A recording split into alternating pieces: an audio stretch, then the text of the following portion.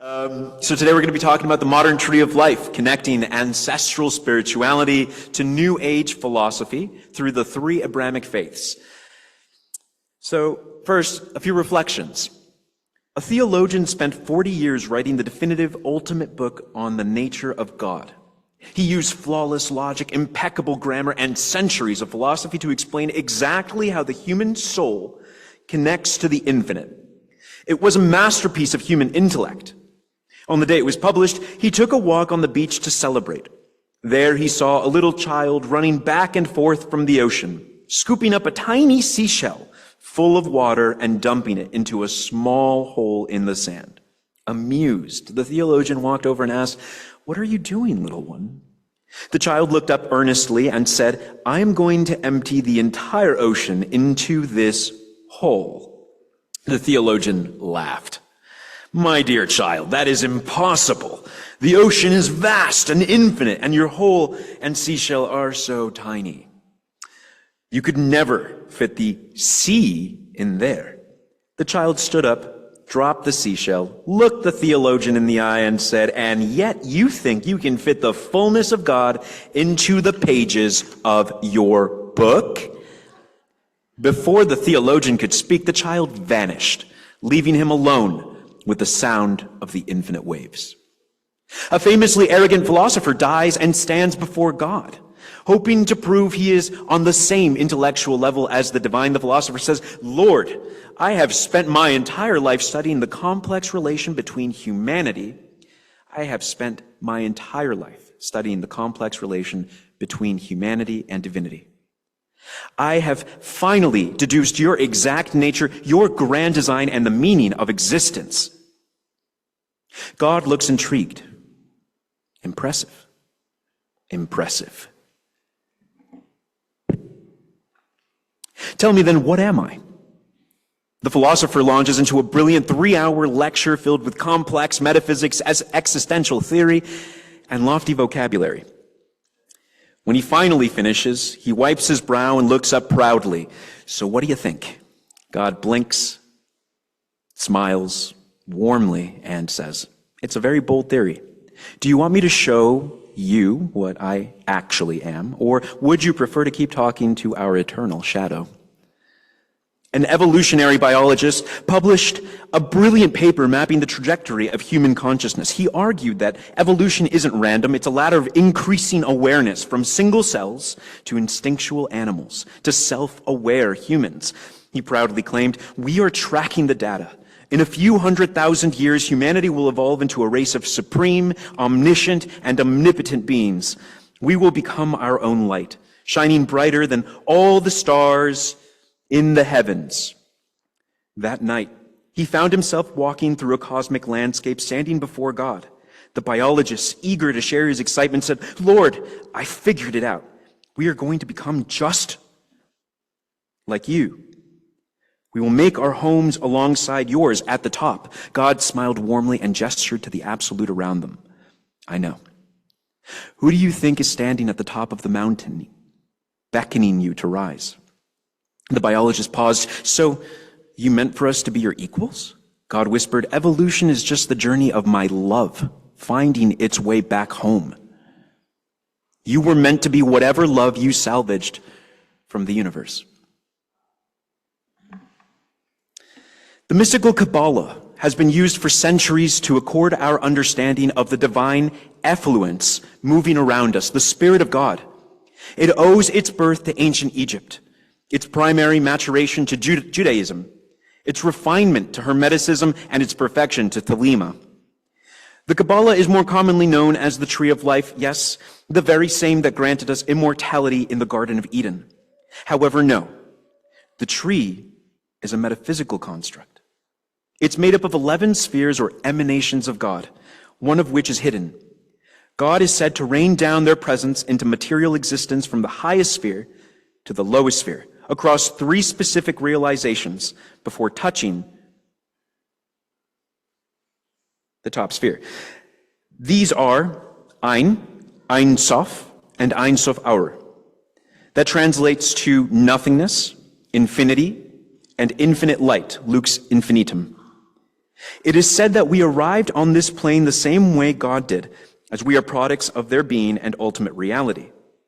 The modern age beckons us to reinterpret these spheres in a language that bridges the divide between different civilizational institutions and systems alive in our world, and the various or diverse engagements with which we come together. So let's go on a journey. I'm going to take you from the top all the way to the bottom. First we have Ein, then Ein Sof, then Ein Sof Ar. That's here, that's prevalent.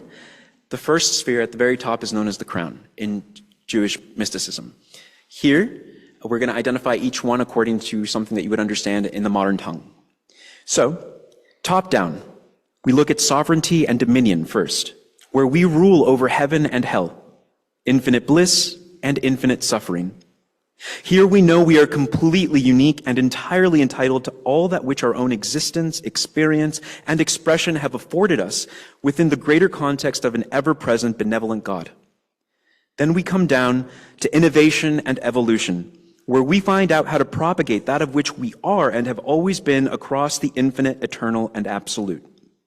We find what characteristics or variations are important for our development and tend to these mutations as if they were a part of our original nature.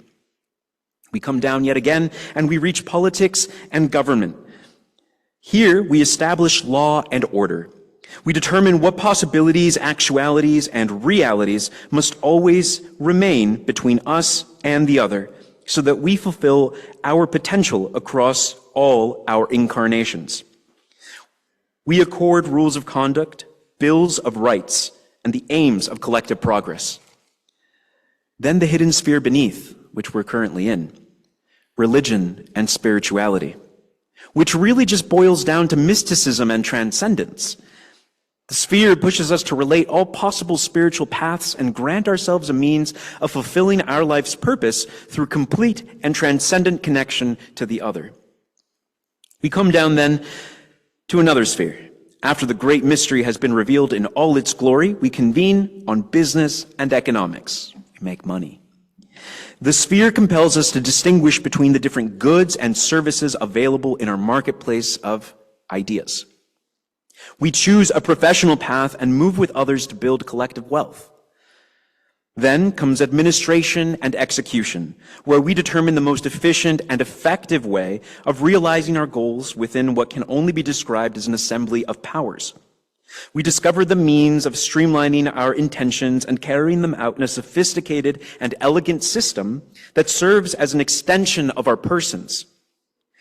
We come down yet again at the center, where we have culture and civilization, where we realize our potential with one another, to congregate as one people with one identity. We live out our universal tragedy and comedy together, accepting all our flaws and absolving all our failures with theater.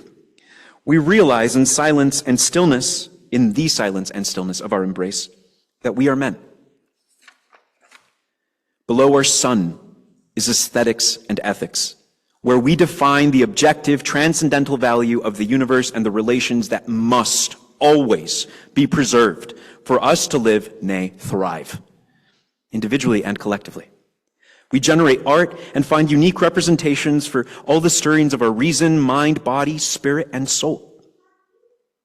Beneath is academics and education, where we develop a language for the ineffable and specialize in a field that informs what matters and what does not. We live out rigorous proofs that substantiate our claims, learn discourse, rhetoric, and above all, push the envelope on what we know. Below this, at the foundation of our tree, is domesticity and welfare, the estate, where we learn how to cohabitate with others in a harmonic and familiar setting. We learn how to maintain ourselves healthy and well, and we attempt to maximize the harmony and health of all others in our community. Finally, at the base is environment and ecology, where we find ourselves as intentions of an otherwise extended world.